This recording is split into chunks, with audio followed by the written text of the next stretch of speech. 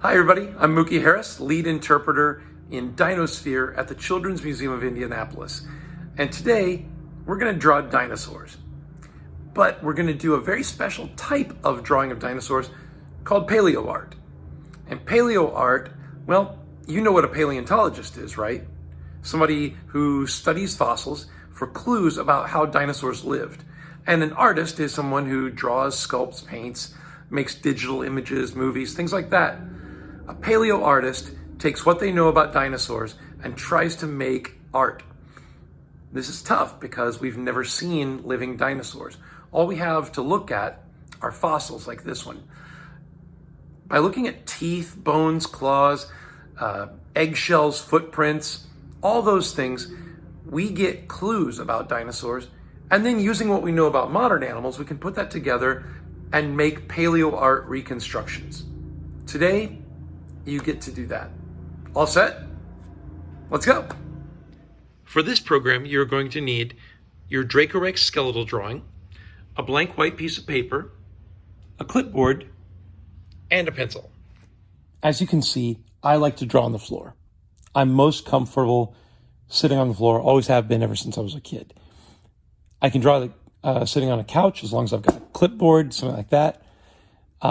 Some of you might like to draw best at a table or a desk. It's fine. Wherever you are most comfortable is what counts. I do recommend having a clipboard though. Even if you're at a flat surface, this is going to come in handy to help you hold things in place, and you'll see why that's important in a little bit. It's not essential. You don't have to have a clipboard. If you don't, feel free to use something like a hardback book. The only problem with this is once you put a piece of paper down and start drawing on that, you can leave impressions on the cover of your book. And so if it's a book you really care about, you don't want to do that. Also, don't borrow mom or dad's book that they care about and draw on it like that. Make sure it's a book that you're allowed to draw on and possibly mess up. But if you have a clipboard, that's ideal. Now, the dinosaur that we're going to be drawing today is Dracorex hogwartsia. So take your skeletal printout, put it right there on your clipboard, or masking tape it in place on a book. That'll help too. Once it's secured, then we can start to draw this animal on the outside. But first, let's take a quick peek at the skeleton. We can tell from the teeth, they're little bitty teeth, and its eyes out here on the sides of its head, and it's got horns, and it's got a good sized rib cage. All these things are good indicators that this was a plant eater, a herbivore. When we look at animals that are alive today, the teeth that we see like these on animals tend to be herbivores. Animals with eyes on the sides of their head instead of facing forward like ours, plant eaters. Horns and antlers we find on plant eaters. Big rib cage tends to go with plant eaters because they eat food and they keep it in them longer before they get rid of it.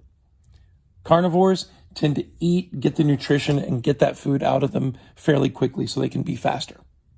But we're going to be drawing a herbivore named Dracorex today.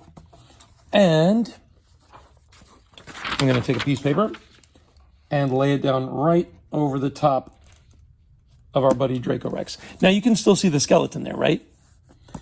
That's important. Make sure that you can see everything through there. Because while we're not going to trace the bones, you do need to be able to see them. Got a pencil. I'm going to start with the easy part here. The neck, the back, and the tail, the vertebra. When we look at our own backs, we have backbones just like these. They're a little smaller, but when you reach around and feel your back, you don't feel individual little bones because we've got soft tissue over those. And Dracorex would have had that as well. Animals that have backbones have some tissue over them. So what I'm going to do is I'm going to start here and draw all the way to the end. And I'm sketching just like that. See how I'm not trying to be perfect? And then I can go back and draw a smoother line. Again, it's not perfect. That doesn't matter. We're just trying to get some ideas down. By the way, drawing in general, perfection doesn't matter. It's as long as you're getting your ideas out on paper or whatever you're doing to make art. Now, that part was really easy. But since this is an animal that we're trying to draw as if it were alive, I need to add muscle and other tissue at some places.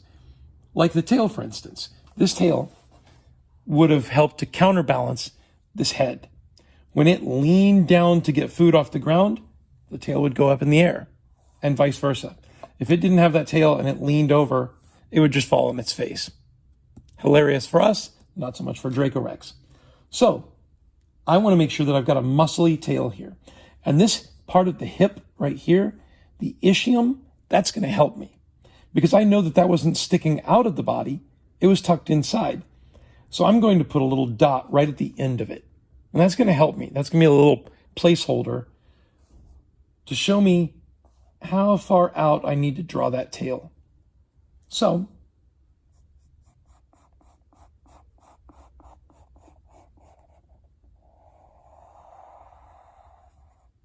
there we go. Now look at that. I've got a thick, muscly tail on the back of my dinosaur now, instead of just skin and bones. Good. We're off to a decent start. I'm going to draw the leg now. And Dracorex had legs just like we do. It had a thigh bone or femur right here. It had lower leg bones, fibula and tibia. Now you'll notice that we've got a second leg back behind here. We're not going to worry too much about that one. This one right here. Instead, we're going to be looking at this bone and this leg right here. So, I'm going to start with that femur. On us, we've got some muscle up here in the front of our femur. We've also got a lot of muscle back on the back of it. You can feel it on your own leg. Also, you've got some good muscle back here on the back of your lower leg, your calf muscles. But up front, no muscle. Reach down there and feel your shin. For some of you who play soccer, you have to wear shin guards. That's because there's no muscle and meat there. If you get kicked, it hurts a lot. So, Dracorex walked the same way as we do, but he walked on his toes. So I'm going to give him a little extra calf muscle. To do all this muscle drawing, I'm going to give him some pretty good sized muscles right up here in front. Like that. So there's the bone, and I drew the muscle out here away from it, from the hip to the knee. And then I'm just going to draw around that knee, just like that. We don't have muscle on our hip, on our knees, I mean. So there wouldn't be reason to put a lot of muscle on these guys. Dinosaurs, as far as we know, didn't have kneecaps. They didn't have a patella. So that right there would just be a bony joint. All right, the back of the thigh, right there. I'm going to start at the hip again.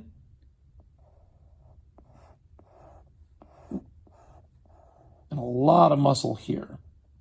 So I'm farther away from the bone back here. But I came right back in at the back of the knee. Does that make sense? All right. Now, the lower leg bone, I said that the front of it didn't have much meat, so we can go right down the front like that. That's super easy. The back part, though, here's where I want to end up, right here on the back of that leg bone. But I want to draw out here with some muscle and then come back in. There we go. I'm terrible at drawing feet. That's a secret that I will let you in on. So your feet on your dinosaur are going to look much better than mine. Let's try it.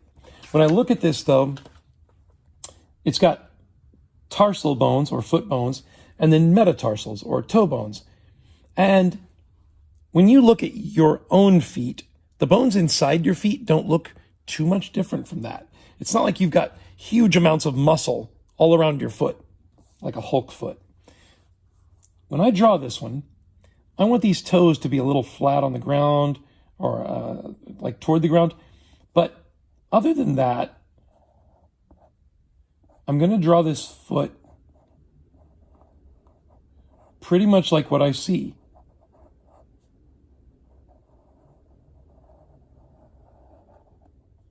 There we go.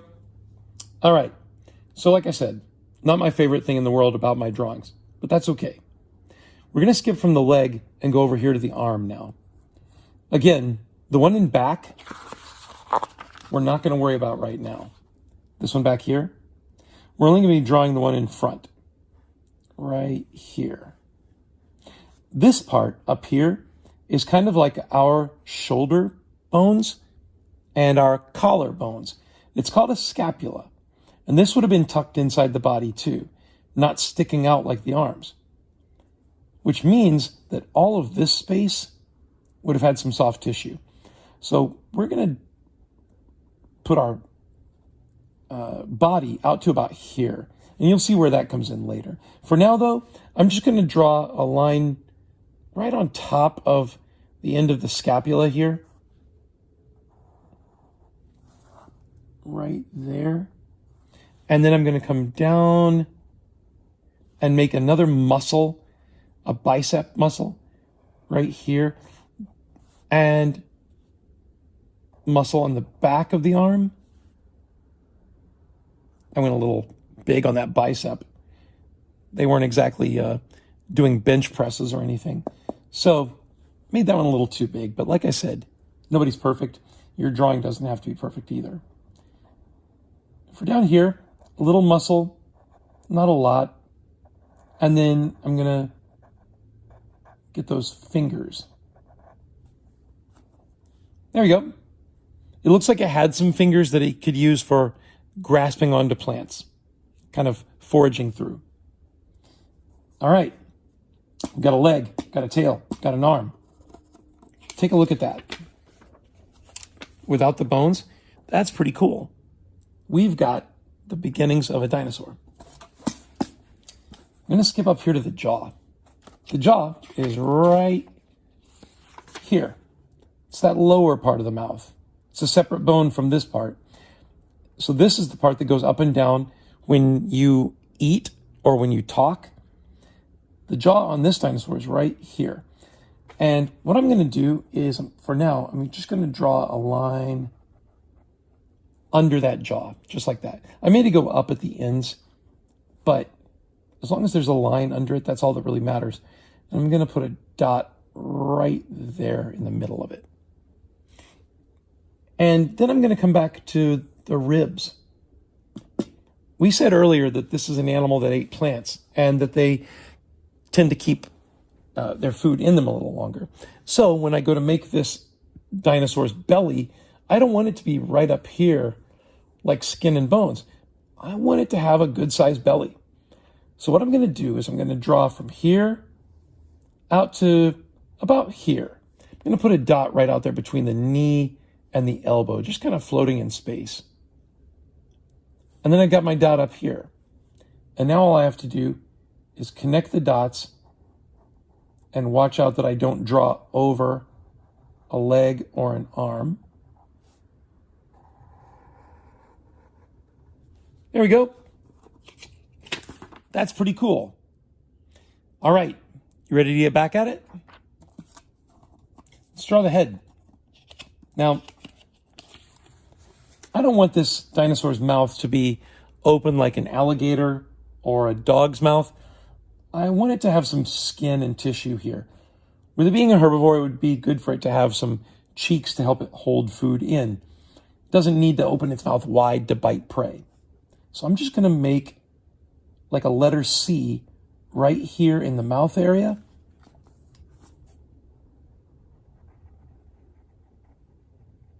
Like that.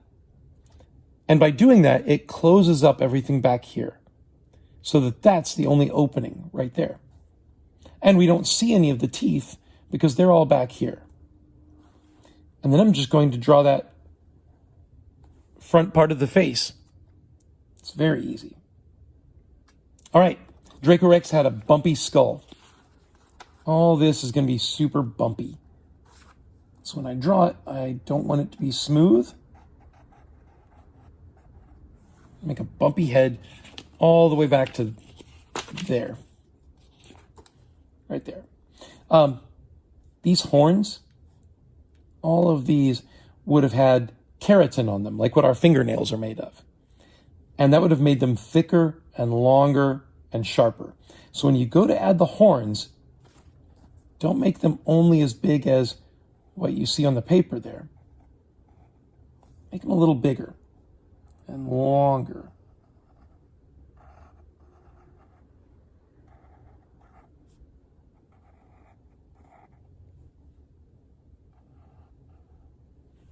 There we go. My dinosaur has some horns now. I can kind of close those up. There we go. All right. All that's left to do now is connect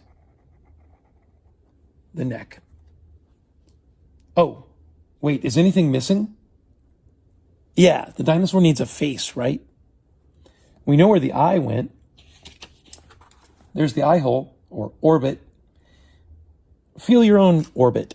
You can reach around your eye and feel the bone on top of it and below it and all around it. It's a lot bigger than your eyeball. The hole in your skull where your eyeballs go is really big. The eyeball would just be a part of that. So I'm going to draw right in there. And then when we look at the skull of this dinosaur, it's got a really serious brow right over the top of it, which would have been nice defense and also even to help it keep the sun out of its eyes. So I'm going to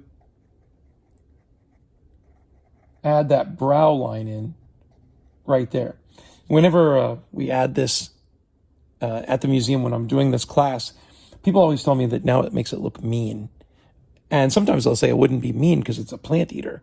But when you think about it, all the animals that are on the planet today that eat plants, rhinos aren't the nicest looking things in the world. Elephants can be pretty tough. So for this thing to look a little mean, sorry, there was noise happening around my apartment, so I skipped ahead a little bit and added a nose right here, just a nostril. There we go. All right, so now we've got a face, horns, body, everything's good. There's our dinosaur. Except it didn't live in outer space, right? It walked around on the ground. So I'm going to add that in because paleoartists try to include the environment that the dinosaur lived in. We don't know exactly what that environment looked like, but by studying the plant fossils that we find around the bones, that helps us to know what plants were growing in the area. And if we know what the plants were like, that can tell us a lot about what the climate was like, what the soil was like.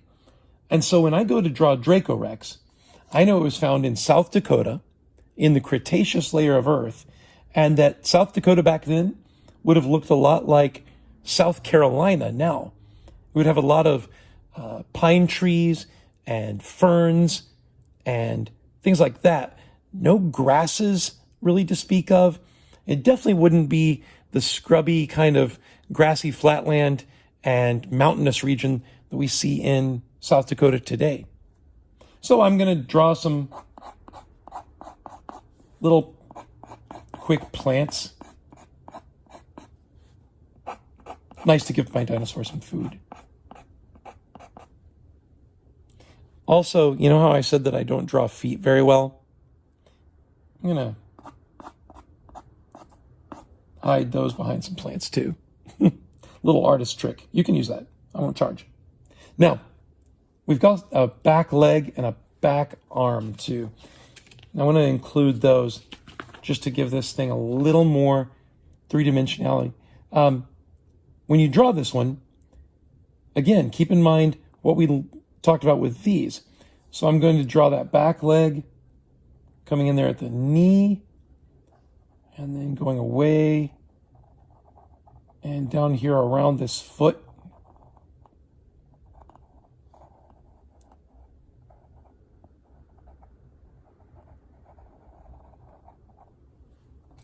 that's on the ground. Just erasing that because I had the horizon going through it. And then I'm going to do this other hand back there. Ta-da! We're pretty much all done. You can choose, as an artist, what the sky was like.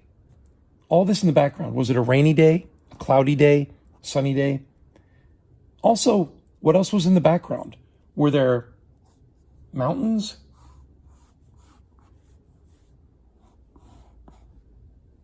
Like that? Were there trees?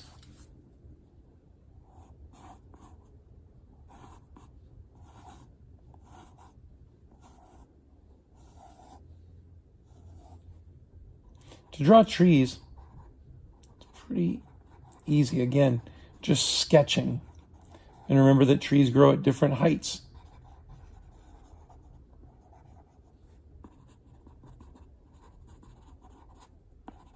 The sketchier these look, the farther they look like they're back in the background.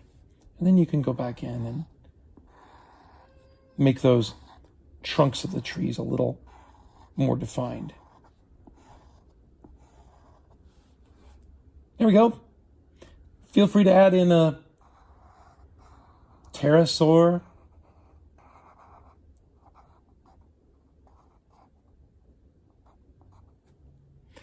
Add some clouds in.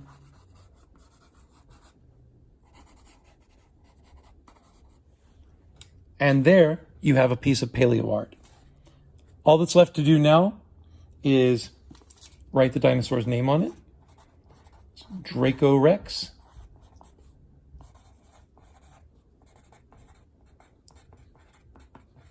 Hogwartsia. And a good artist always signs their work. So make sure you get your name on there too. Thank you so much for drawing this dinosaur with me. Once you're done, you get to do the part that's the most fun. You get to decide what the skin color was, what the patterns were, any of that. I like to use colored pencils for this, but choose any colors you like, keeping in mind animals that are alive on the planet today. Dracorex was probably not pink and purple plaid, but we know that it's a herbivore. It would have needed to avoid prey, animal or predators, and it lived in a forested environment. So that might give you some clues as to how you want to color it. And then add whatever patterns, spots, stripes, anything like that. Hey, congratulations. You did paleo art, just like we talked about. You know, that's something you can do at home anytime you like.